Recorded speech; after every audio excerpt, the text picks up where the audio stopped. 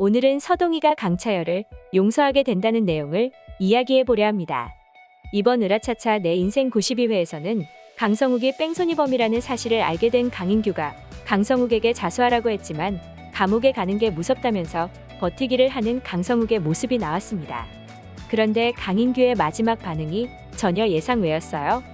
처음에는 강성욱에게 실망한 강인규가 자수를 할 용기가 없는 강성욱을 크게 나무라고 강성욱을 경찰에 신고하기 전 서동희에게 용서를 빌기 위하여 찾아와 자식을 잘못 키운 자기의 잘못이라고 제발 미안하다고 사과라도 할 줄 알았더니 진짜 사과를 하러 오기는 왔지만 뒤에 덧붙인 말이 가관이었잖아요. 그냥 무릎을 꿇고 사과만 하고 갔다면 강인규라도 제 정신이라고 생각하면서 강성욱과 최미경 모자만 비겁하다고 생각을 하고 넘어갈 수도 있었을 텐데 훌륭한 인성을 가지고 있는 강인규조차 아들 강성욱이 감옥에 가는 것을 원치 않았는지 경찰에 신고하지 말아달라고 부탁하는 모습이 황당하기 그지없었는데요. 사실 많은 분들이 강성욱의 비겁한 모습을 보고 한 그룹의 후계자로는 부적절하다는 생각이 자연스럽게 들었는지 강인규에 의하여 후계자 자리에서 물러나라는 소리를 듣고 강차열에게 후계자 자리를 빼앗긴다고 이야기를 하기도 했었는데요. 하지만 강인규의 속마음은 달랐나 봅니다. 그럴 수밖에 없는 것이 강성욱에게 출생의 비밀이 없다면 아무래도 강성욱은 강인규의 친자식이고 강차열은 조카이기 때문에 회사를 물려줄 한 사람을 골라야 한다면 팔도 안으로 굽어지는 것처럼 당연히 강차열보다는 강성욱에게 더 마음이 가는 것도 사실일 텐데요. 만약 강성욱이 뺑소니범으로 감옥에라도 가게 된다면 이나패션의 이미지도 엉망이 되고 주가도 폭락할 수 있을 뿐더러 감옥에서 출소를 하고 난 뒤라 하더라도 이미 이미지가 엉망이 된 상황이라서 기업을 물려주는 것 또한 난항을 겪게 되기에 이리저리 생각을 해보다가 결국 서동희에게 찾아와서 무릎을 꿇는 모습을 보였는데요.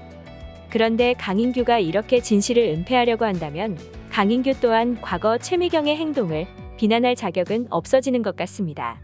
당시 최미경도 친오빠의 선거를 앞에 두고 이익과 손해의 계산기를 두드리다가 강성욱의 범죄를 은폐하려고 했던 것처럼 강인규도 실익을 따지면서 자식의 죄를 덮는 경우가 되니까요. 그렇기 때문에 서동희는 강인규가 무릎까지 꿇고 사과했음에도 두 손을 꽉 쥐고 부들부들 떨 만큼 분노할 수밖에 없었던 것 같은데요. 개인적인 생각으로는 서동희는 이제 강성욱 가족들에게 기대하는 마음이 하나도 없고 직접 증거를 찾아내어서 강성욱을 감옥에 보내야겠다는 결심밖에 남아있지 않을 것 같아요.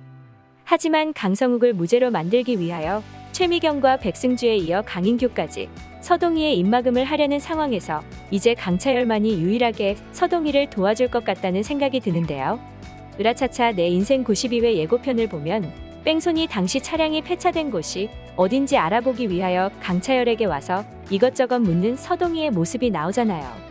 아마도 자기 때문에 큰 상처를 받았고 회사까지 그만둔 서동희를 위하여 강차열은 지금이라도 강성욱 가족의 등을 지고 적극적으로 당시 사건 증거를 찾기 위하여 노력을 할 것 같습니다. 물론 강차열의 이러한 움직임을 백승주가 눈치채게 된다면 최미경과 강성욱에게 와서 당시의 증거를 모두 없애야 한다면서 차량이 완벽하게 폐차가 됐는지 다시 한번 확인해보라고 이야기를 해줄 수도 있을 것 같은데요. 그렇게 되면 앞으로의 이야기는 증거를 찾아내려는 서동희와 강차열 그리고 증거를 인멸해버리려는 강성욱 내 가족으로 나뉘어서 쫓고 쫓기는 상황이 벌어질 것 같은데요.